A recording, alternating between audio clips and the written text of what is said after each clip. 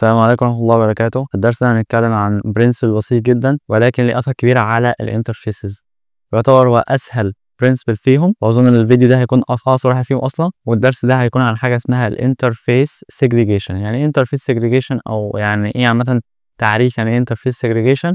أولا هو ده المبدأ الرابع فيهم وهيكون أسهلهم. هو بكل بساطة إنك مثلا لو عندك انترفيس كبير قسمه الانترفيس اصغر، وده بقى لعده اسباب. احنا عارفين عامه في الاو بي لما خدنا الانترفيس لما تكون فيها اي فانكشن انت لازم تمبلمنت الفانكشن دي.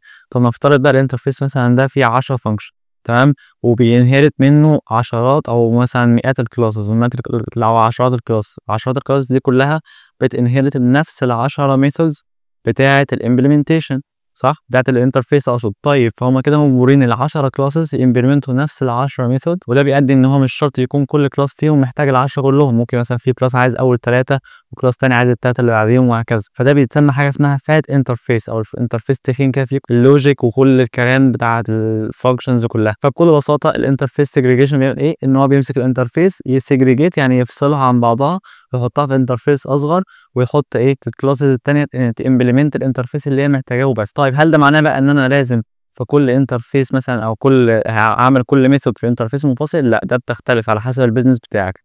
ممكن في بيزنس مثلا يقول لك لا انا محتاج مثلا ايه هم 3 انترفيس كل واحد فيهم 3 ميثودز، تمام كده.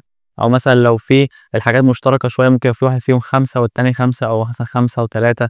هي مش معتمده لازم يكون في عدد معين، ولكن فكره ان هو يقسم الكود بتاعه بشكل احسن، يحط انترفيس لكل الحاجات المشتركه سوا، مش يكون فيها كل الفانكشنز اللي ممكن تتخيلها مثلا او ممكن تستخدمها في الكود. لا، ما بتبقاش فيها كل حاجه. انت بس بتحاول تقسم الكود بتاعك لحاجات اصغر ومنظمه اكتر، عشان لما تيجي تعمل امبلمنتيشن ما تضطرش تمبلمنت كل الفانكشنز دي وتسيبها فاضيه كده، تكتب بس الامبلمنتيشن بتاعه وتسيبها فاضيه.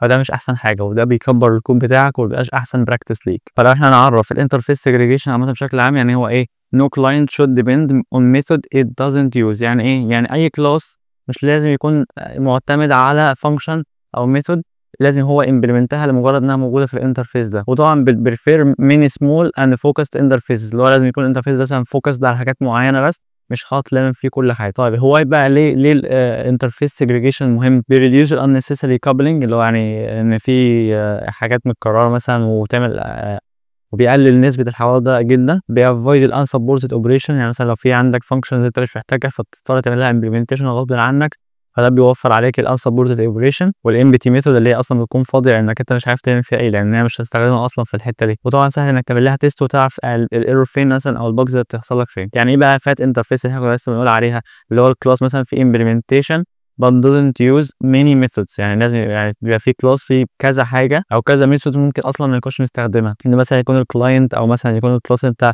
عامل امبلمنتيشن للانترفيس ده يبقى في مثلا حاجه مش معمول لها امبلمنتيشن. تعال نشوف الفات انترفيس مثلا بيبقى عامل ازاي. مثلا انت عندك حاجه اسمها انترفيس اسمه تاسك مانجر، تمام كده.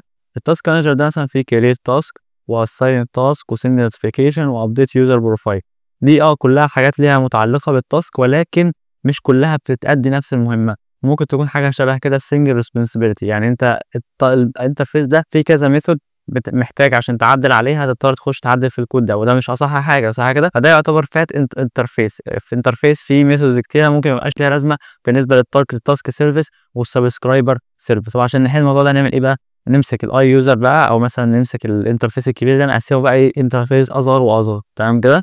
ازاي بقى؟ ان مثلا عملت تاسك كرييت حطيت فيه كرييت تاسك، وتاسك اساين حطيت فيه اساين تاسك، وبتاع النوتيفيكيشن حطيت فيه نوتيفيكيشن تاسك، وده كلاس اسمه سبسكرايبر سيرفيس وتاسك سيرفيس اللي هم كانوا في الاول دول. ده بيمبلمنت ده وبيمبلمنت ده. طبعا زي ما احنا عارفين احنا في الجافا مثلا ممكن تقدر تمبلمنت كذا انترفيس وتنهيت من كلاس واحد، ففي بعض اللغات بتقدم لك الاوبشن ده. ما عملنا انترفيس تالت ليه علاقه باليوزر بروفايل، هتلاقي في كلاس تاني بقى اللي بيستخدم الابديت يوزر بروفايل دي ويستخدمها في الشغل بتاعه. طيب احنا لو عايزين نشوف بقى الكود او مثلا نساع الكود، فاحنا مثلا نشوف التاسك مانجر ده. ادي الاربعه ميثودز اللي موجوده جوه الانترفيس ده. كده بقى مثلا التاسك سيرفيس ده هيمبلمنت التاسك مانجر، تمام كده. هيضطر يكتب الاربعه مع انه مش محتاجه. هنا عامل ثرو ملوش لازمه كده بس عشان ايه؟ مجرد انه يعمل امبلمنتيشن للفانكشن دي، بس هو مش محتاجهم في الحته دي. وهنا برضه نوتيفيكيشن سيرفيس برضه عمل امبلمنتيشن للاربعه ميثودز، وده مش احسن حاجه. طيب والحل بقى نعمل ايه في الحوار ده؟ مسكنا كل ميثود من الميثودز دي حطيناها في انترفيس منفصل.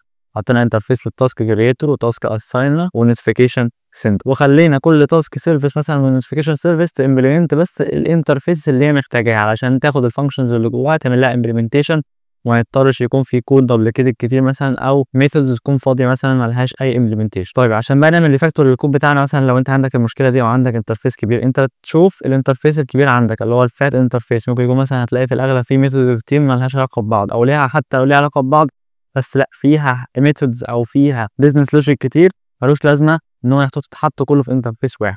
هتلست طبعا الكلاسز دي والميثودز دي كلها وتشوف ايه اللي مع مين وايه اللي مع مين، وتعمل جروبنج ليهم في انترفيس منفصله بحيث ان الموضوع يخف بالنسبه لك اكتر ويكون اوضح. وبعد كده ابديت الامبلمنتيشن بقى في كل الفانكشنز او كل الكلاس اللي بتمبلمنت الانترفيس دي، وتخلي كل كلاس بيمبلمنت بس الانترفيس اللي هو محتاجه هو بس، وده هيخليك بقى تبروفايد ادابتور او ديفولت امبلمنتيشن اف نيدد. ده بتحط بس ده الديفولت امبلمنتيشن اللي انت عايزه في الانترفيس، بتكون حاجه مختصه بس الكلاس اللي عامله امبلمنتيشن للانترفيس ده، وكده تكون طبقت الايه الانترفيس سيجريجيشن. او لو احنا عايزين نعرف هو ليه احنا اصلا بنسبلت او مثلا بنعمل الحوار الانترفيس سيجريجيشن ده، احنا قلنا عشان نافويد الانترفيس مثلا اللي فيها يكون فيها زحمه كتير، نكومباين الميثود يعني نقسم الميثودز بتاعتنا في حاجات مرتبطه ببعض ما يكونش كلهم في مكان واحد. وطبعا عشان تقدر تخلي الكلاينت او الكلاس اللي بينهرت او بيمبلمنت الانترفيس ده لازم يخليه امبلمنت بس الحاجات اللي هو محتاجها، مش لازم امبلمنت كل الفانكشنز معاه او كل الميثودز معاه. فبكل بساطه الانترفيس سيجريجيشن او الاي اس بي مفيد ان هو بيصغر لك الكود بتاعك وما فيهوش دوبليكيشن،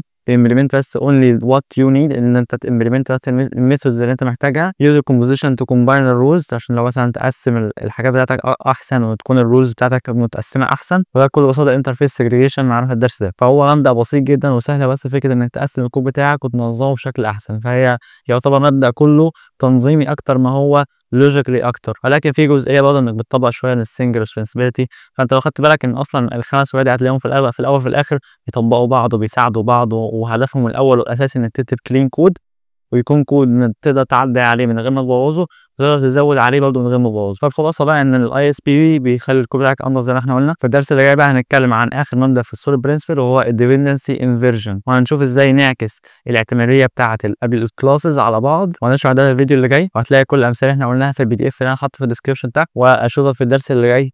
سلام.